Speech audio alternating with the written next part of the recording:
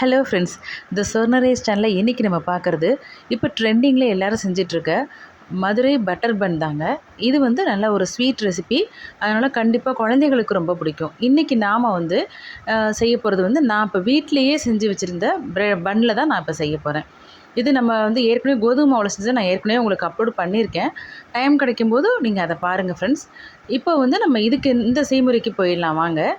இந்த ரெசிபிக்கு நான் இப்போ ஒரு பன் எடுத்துகிட்டு பட்டர் வந்து ஒரு 1.5 டீஸ்பூன்லேருந்து 2 டீஸ்பூன் வரைக்கும் எடுத்துக்கலாம். இதுக்கு இன்னுமே கூட போட்டால் நல்லா இருக்குங்க.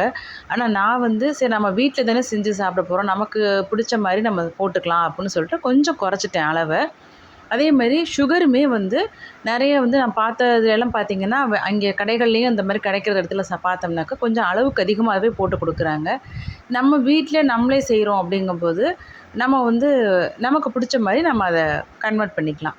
இப்போ நான் வந்து சர்க்கரை வந்து சும்மா சின்ன ஸ்பூனில் 2 டீஸ்பூன் போட்டிருக்கேன் உள்ளே. அதுக்கப்புறம் நம்ம வெளியிலையும் போடுற மாதிரி இருக்கும். இப்போ இதுக்கு வந்து ஒரு 1/4 கப்பு பால் வந்து காய்ச்சி ஆறின பால் எடுத்து இப்போ மறுபடியும் நம்ம இந்த பன் மேலே போட்டுட்டு அதை நல்லா வேக விடுங்க. இது வந்து இந்த பால்லையே அப்படியே ஊறி நல்லா வெந்ததுக்கப்புறம் பார்த்திங்கன்னா ஏற்கனவே பன் ரொம்ப சாஃப்டாக இருக்கும். அதில் இந்த பால், பன்னு, அந்த பட்டர், சர்க்கரை எல்லாம் கலந்து வந்ததுக்கப்புறம் அப்படியே கேக் மாதிரி இருந்தது. ரொம்ப நல்லா இருந்தது. உங்களுக்கும் டைம் கிடைக்கிற என்னைக்காவது ரொம்ப ஸ்வீட் சாப்பிட்ணும் ஒரு கிரேவிங் ஏற்படும்ல, அந்த டைமில் சட்டுன்னு நம்ம செஞ்சு சாப்பிட்டுக்கலாம். ரொம்ப ஈஸியாக இருக்கும். குழந்தைகளுக்கும் ரொம்ப பிடிக்கும். பிடிச்சிருந்தா நம்ம சேனலை சப்ஸ்கிரைப் பண்ணிக்கோங்க ஃப்ரெண்ட்ஸ். லைக் பண்ணுங்கள், ஷேர் பண்ணுங்கள், கமெண்ட்ஸில் சொல்லுங்கள். இப்போ இதுக்கு வந்து அந்த பால் வந்து நல்லா ஃபுல்லாக அந்த பன் வந்து இழுத்துரும். அது வரைக்கும் நம்ம வந்து அதை குக் பண்ணணும். இப்போ இதுக்கு மேலே வந்து மறுபடியும் நம்ம கொஞ்சம் வந்து பட்டர் போடணுங்க. அப்போ தான் அந்த டிஷ் வந்து அந்த கடைகளில் நம்ம பார்க்குற மாதிரியோ இல்லை வீடியோஸில் பார்க்குற மாதிரியோ இருக்குது. இதுக்கும் நான் வந்து இப்போ ஒரு 1லேருந்து 1 1/4 டீஸ்பூன் வச்சுக்கோங்களேன், அந்த அளவுக்கு பட்டர் போட்டுக்கிறேன்.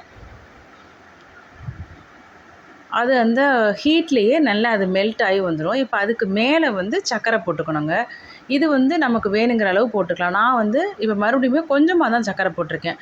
உங்களுக்கு ரொம்ப ஸ்வீட்னஸ் ரொம்ப பிடிக்கும் அப்படின்னாக்கா நீங்கள் நல்லா தாராளமாகவே சர்க்கரை போட்டுக்கலாம். நான் கொஞ்சம் கம்மியாக தான் போட்டிருக்கேன்.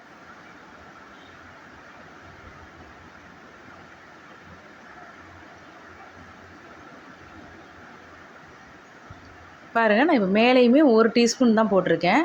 இது வந்து கொஞ்சம் அதிகமாக உங்களுக்கு பிடிச்சா நீங்கள் போட்டுக்கோங்க. இப்போ இதை நான் உங்களுக்கு கட் பண்ணி காமிக்கிறேன் பாருங்கள்.